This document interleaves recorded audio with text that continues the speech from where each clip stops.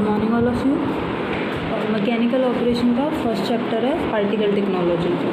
तो mechanical operation क्या होता है? बेसिकली ये एक यूनिट ऑपरेशन प्रोसेस है जिसमें किसी पदार्थ के भौतिक रूप से उसमें क्या परिवर्तन हो रहे हैं उसका हम अध्ययन करते हैं। जैसे पदार्थ की फिजिकल और मैकेनिकल प्रॉपर्टी जैसे डेंसिटी, साइज और वेटेबिलिटी के आधार पर पदार्थ की जो साइज और शेप में क्या परिवर्तन होता है और मटेरियल का सेपरेशन इन प्रॉपर्टीज़ के आधार पर कैसे होता है, वो सब किस में स्टडी करते हैं? मैकेनिकल ऑपरेशन में।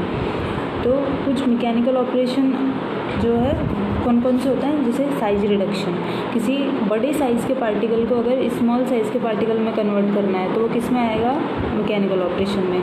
फिल्ट्रेशन में क्या होता है कि जैसे लिक्विड और सॉलिड पार्टिकल का मिक्सचर है तो उसे किसी फिल्टर मीडियम के माध्यम से सेपरेट करना, वो मैकेनिकल ऑपरेशन में आ जाएगा। स्क्रीनिंग में भी अलग अलग डिफरेंट साइज़ के पार्टिकल है तो उसमें उनकी साइज़ के अकॉर्डिंग एक स्क्रीन के माध्यम से उनको सेपरेट करना, और स्टोरेज वगैरह ये सब मैकेनिकल ऑपरेशन के एग्जांपल है। तो ये जितने भी ऑपरेशन है इसमें क्या है? सॉलिड पार्टिकल इन्वॉल्व है। साइज रिडक्शन में, फिल्ट्रेशन में, स्क्रीनिंग में और स्टोरेज, इन सब में सॉलिड पार्टिकल इन्वॉल्व है। तो इसकी स्टडी किसके अंतर्गत आती है? पार्टिकल टेक्नोलॉजी की। ठीक है। अब कैरेक्टरिस्टिक्स ऑफ सॉलिड, तो जो सॉलिड के गुणधर्म होते हैं तो कौन कौन सी प्रॉपर्टी होती है? एक तो फिजिकल प्रॉपर्टी जैसे कि डेंसिटी, वेटेबिलिटी की मतलब वो पदार्थ को गीला करने की उसकी क्षमता है कितनी है।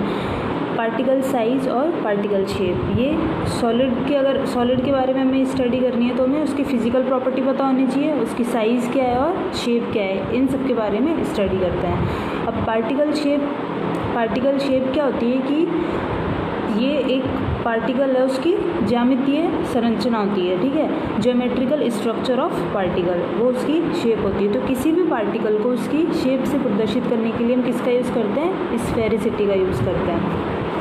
ठीक है, जो स्फेरिसिटी होती है पार्टिकल की उसे हम डिनोट करते हैं फाई एस। ये क्या होता है? ये साइज से इंडिपेंडेंट होता है, यानी कि साइज पर निर्भर नहीं करता है स्फेरिसिटी का मान। स्फेरिसिटी होता क्या है? इसका फॉर्मूला होता है surface area to volume ratio of a sphere having same volume characteristics as particle, यानी कि एक स्फेयर जिसकी जो वॉल्यूम कैरेक्टरिस्टिक्स है वो उस पार्टिकल के समान है, जिस पार्टिकल की हमें क्या करनी है? शेप ज्ञात करनी है, जिसके बारे में हमें स्टडी करनी है कि इसकी शेप क्या है। तो उसका सरफेस एरिया, ठीक है, अपॉन वॉल्यूम, इसका रेशो, ये कौन सा? जो स्फेयर है हमारा, ठीक है, upon surface area to volume ratio of particle, जिसके बारे में स्टडी करनी है। तो ये क्या कहलाता है? स्फेरिसिटी। अब जो स्फेरिकल पार्टिकल होता है, जो प्रॉपर स्फेयर होगा, स्फेयर क्या होता है? गोला। ठीक है, उसकी जो स्फेरिकल पार्टिकल के लिए स्फेरिसिटी का मान क्या होता है? 1। तो अब ये कैसे कैलकुलेट करेंगे? जो फाई एस है, फाई एस का मान, तो स्फेयर के लिए सरफेस एरिया क्या होता है? 4πr²। अगर डायमीटर की टर्म में लिखेंगे तो पाई dp²। dp यहाँ पे क्या है? डायमीटर ऑफ पार्टिकल, क्योंकि हमने क्या माना था कि जो वॉल्यूम कैरेक्टरिस्टिक्स है वो उस पार्टिकल के समान है। ठीक है, स्फेयर का जो डायमीटर होगा, तो इसलिए इसका जो डायमीटर है वो क्या होगा? dp। तो सरफेस एरिया हो गया पाई dp²। वॉल्यूम क्या होता है? 4/3πr³। तो डायमीटर के टर्म में क्या हो जाएगा? π/6 dp³। तो ये तो हो गया स्फेयर के लिए। तो स्फेयर के लिए सरफेस एरिया अपॉन वॉल्यूम, तो ये कैलकुलेट करेंगे तो क्या आएगा? 6/dp। ठीक है, और रेशो में नीचे क्या था? Surface area to volume ratio of particle. तो सरफेस एरिया पार्टिकल का क्या माना? SP। ठीक है, और जो वॉल्यूम है पार्टिकल का वो हो गया VP। और DP यहाँ पे क्या था? Equivalent diameter of particle. तो जो स्फेरिसिटी का मान है 5, वो क्या हो जाएगा? 6/dp अपॉन SP/VP, ये हो जाएगा स्फेरिसिटी। तो किसी भी पार्टिकल का अगर हमें स्फेरिसिटी शेप ज्ञात करनी हो तो हम स्फेरिसिटी ज्ञात करते हैं। तो स्फेरिसिटी का मान अगर 1 के बराबर होगा तो वो क्या होगा? स्फेयर होगा।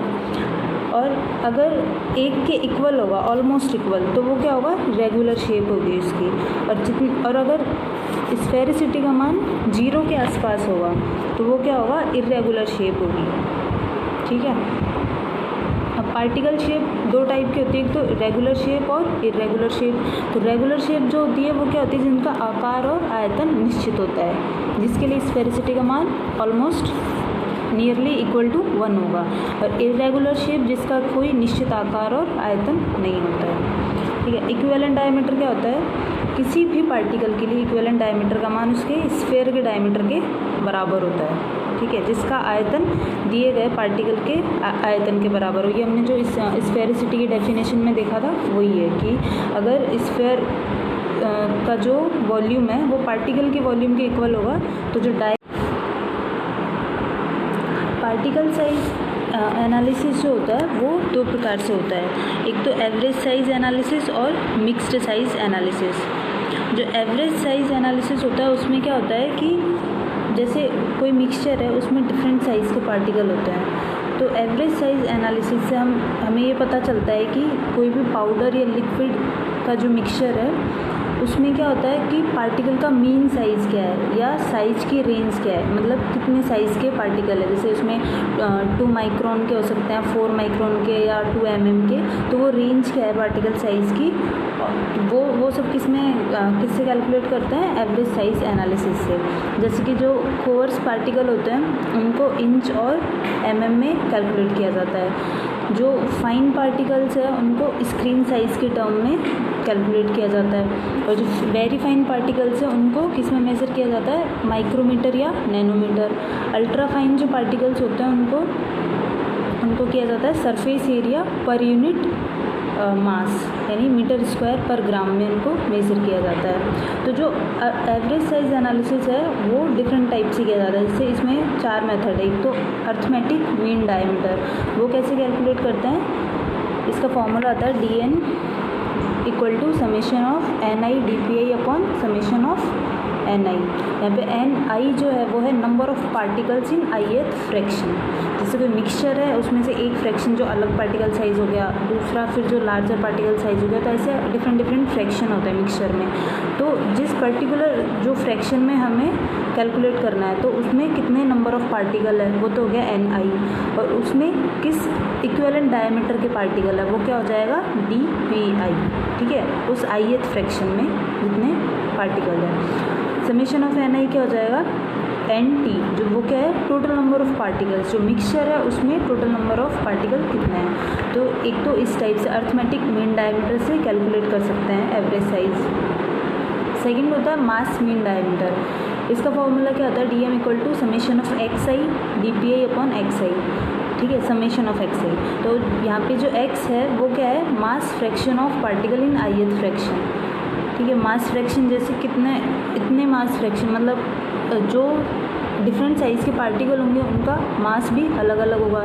तो इतने जो मास फ्रैक्शन, जो पर्टिकुलर मास फ्रैक्शन के कितने पार्टिकल है वो हमें कैलकुलेट करना है। तो DM इक्वल टू क्या जाएगा, summation of XI DPI upon summation of XI क्या होता है, मोल फ्रैक्शन का योग क्या होता है, हमेशा 1 के इक्वल होता है। तो यानी कि ये क्या हो जाएगा, DM equal to summation of XI DPI।